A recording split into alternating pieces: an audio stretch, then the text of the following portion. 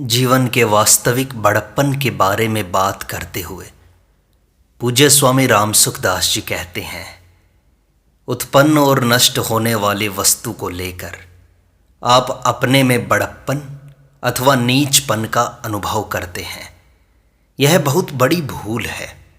जैसे कोई धन को लेकर अपने को बड़ा मानता है, कोई मकान को लेकर अपने को बड़ा मानता है, कोई बढ़िया कपड़े पहनकर अपने को बड़ा मानता है, कोई ऊंचा पद प्राप्त करके अपने को बड़ा मानता है, और कोई इन चीज़ों के न मिलने से अपने को छोटा मानता है।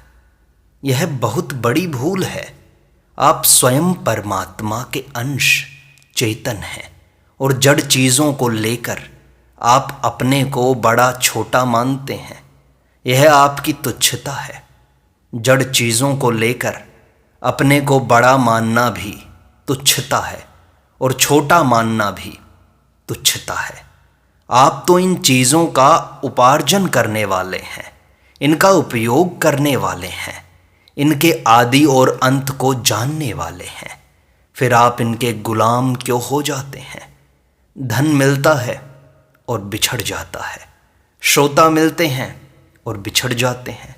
इस प्रकार जिसके आदि और अंत को जानते हैं, उसके मिलने से अपने को बड़ा या छोटा मानना कितनी गलती है। थोड़ा विचार करो तो यह बात अक्ल में आ जाती है कि अगर पद मिलने से हम बड़े हुए तो वास्तव में हम छोटे ही रहे। पद बड़ा हुआ, रुपए मिलने से हम बड़े हुए तो बड़े रुपए ही हुए, हम बड़े नहीं हुए। अतः इस बात को आप आज ही और अभी मान लें कि अब हम आने जाने वाली वस्तुओं को लेकर अपने को बड़ा और छोटा नहीं मानेंगे। स्वयं आप बहुत बड़े हैं। साधारण रीति से तो आप भगवान के अंश हैं, और भगवान की भक्ति में लग जाएं तो भगवान के मुकुटमणि हैं। भगवान कहते हैं, मैं तो हूँ भगतन का दास, भगत मेरे मुकुटमणि। जिसको भगवान अपना मुकुटमणि कहते हैं वे ही आप हैं। भक्त कब बनता है? जड़ता की दास्ता टूटी और भक्त बना। इसलिए आप अभी अभी यह बात धारण कर लें कि अब हम उत्पत्ति विनाशशील वाली तुच्छ चीज़ों को लेकर अपने को बड़ा और छोटा नहीं मानेंगे। आप इन चीज़ों का उपार्जन करो, इनका उपयोग करो, इनको काम में लाओ, पर इनके द्वारा अपने को बड़ा छोटा मत मानो। इन चीज़ों को लेकर अपने में फूंक भर जाती है, यह गलती होती है। अब बताओ, इसे मानने में कोई कठिनता है क्या? कठिनता नहीं है तो अभी अभी इसी क्षण मान लें। इसमें देरी का काम नहीं है। कोई तैयारी करनी पड़े, कोई विद्वत्ता लेनी पड़े, कोई बल लगाना पड़े, कोई योग्यता लेनी पड़े, इसकी बिल्कुल ज़रूरत ही नहीं है।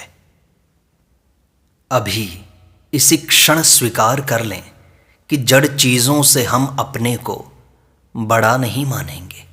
जड़ चीज़ों को लेकर अपने को बड़ा मानना महान पराधीनता है।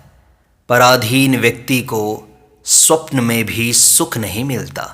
पराधीन सपने हूँ सुख नाही। हम तो भगवान के हैं और भगवान हमारे हैं। ऐसा मान लोगे तो आप वास्तव में बड़े हो जाओगे। ईश्वर अंश जीव अविनाशी, चेतन अमल सहज सुख राशि। सहज सुख राशि होते हुए भी स्वयं दुखी कब होता है? जब यह नाशवान की पराधीनता स्वीकार कर लेता है, तब यह दुखी हो जाता है। नहीं तो यह दुखी हो ही नहीं सकता। आप दुख को तो चाहते नहीं, पर दुख की सामग्री बटोरते रहते हैं। दुखी होना चाहते नहीं, पर नाशवान चीज़ों की पराधीनता को स्वीकार करते हैं। पराधीनता में सुख है ही नहीं, स्वप्न में भी नहीं है। एक श्रोता पूछता है कि जिसमें गुण होते हैं उसके पास आदमी ज़्यादा जाते हैं स्वामी जी। स्वामी जी कहते हैं, गुण होने से उसके पास ज़्यादा आदमी जाते हैं तो गुण कौन सा उसका स्वरूप है? गुण भी उसने लिया है। गुण नहीं रहेगा तो लोग उसके पास नहीं जाएंगे। आप विचार करें कि दूसरों के जाने से वह बड़ा कैसे हो गया। अगर लोगों के जाने से वह बड़ा हुआ तो उसका बड़प्पन पराधीन ही तो हुआ। लोग जाएं तो बड़ा हो गया और लोग न जाएं तो छोटा हो गया। यह तो पराधीनता हुई, बड़प्पन कैसे हुआ? हम किसी गुण के कारण अपने को बड़ा मानते हैं, विद्या के कारण अपने को बड़ा मानते हैं, पद के कारण अपने को बड़ा मानते हैं, लोगों के द्वारा आदर सत्कार होने पर अपने को बड़ा मानते हैं। तो यह सब की सब पराधीनता है। कोई आए चाहे ना आए, गुण हो चाहे ना हो, लोग अच्छा माने चाहे बुरा माने, उनसे हमें क्या मतलब है? हम तो जैसे हैं वैसे ही रहेंगे। आप हमें बड़ा मान लें तो क्या हम बड़े हो जाएंगे क्या? आप छोटा मान लो तो क्या हम छोटे हो जाएंगे क्या? जो दूसरों के द्वारा अपने को बड़ा या छोटा मानता है वह कभी बड़ा हो सकता है क्या? स्वप्न में भी नहीं हो सकता। जो दूसरी वस्तुओं के अधीन अपना बड़प्पन मानता है वह सुखी कैसे हो सकता है?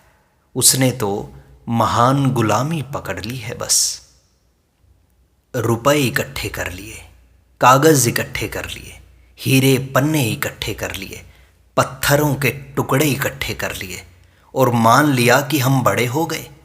तुम बड़े कैसे हो गए? आपके पास धन आ गया तो उसका सदुपयोग करो, उसको अच्छे से अच्छे काम में लगाओ। उसके आने से आप बड़े हो गए तो आपकी तो बेइज्जती ही हुई। भगवान आने जाने वाले नहीं हैं, वे रहने वाले हैं। उनको आप अपना मानोगे तो आप असली बड़े हो जाओगे। असली बड़े हो जाओगे तो आप में बड़प्पन का अभिमान आएगा और छोटेपन का भय नहीं रहेगा कि कोई हमें छोटा न मान ले। आपको कोई छोटा मान ले तो क्या हानि हो जाएगी, और बड़ा मान ले तो क्या लाभ हो जाएगा? आप जिसके हैं और जो आपका है उस परमात्मा के साथ आप अपना संबंध ठीक स्वीकार कर लें तो आप वास्तव में बड़े हो जाएंगे। फिर आप में बड़े छोटे होने का अभिमान और दीनता नहीं रहेगी, परंतु दूसरी वस्तुओं के द्वारा अपने को बड़ा छोटा मानोगे तो अभिमान और दीनता कभी जाएगी नहीं। आने जाने वाली चीज़ों के द्वारा अपने को बड़ा छोटा मानना ही तो बंधन है। बंधन कोई जानवर थोड़े ही होता है।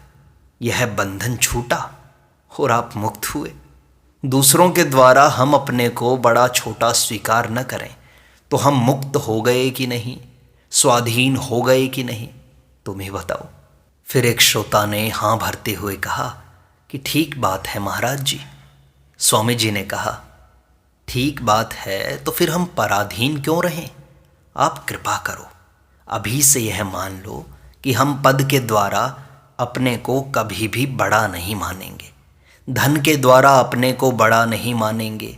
लोग हमारा आदर करें तो अपने को बड़ा नहीं मानेंगे, लोग हमारा निरादर कर दें तो अपने को छोटा नहीं मानेंगे। हमें परवाह नहीं कि लोग हमें अच्छा माने। यह बात आप मान सकते हो कि नहीं?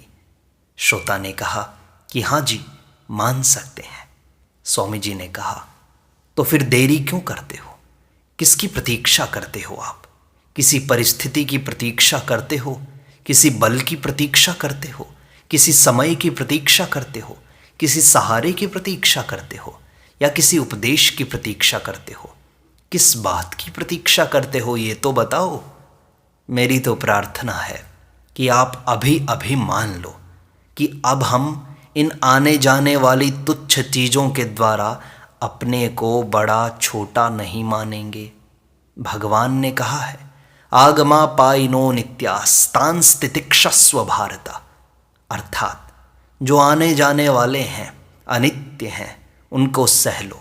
सहने का अर्थ है उनके आने जाने का असर अपने ऊपर न पड़े। उनका असर अपने पर न पड़े तो इतनी शांति, इतना आनंद होगा जिसका कोई पारावार नहीं है।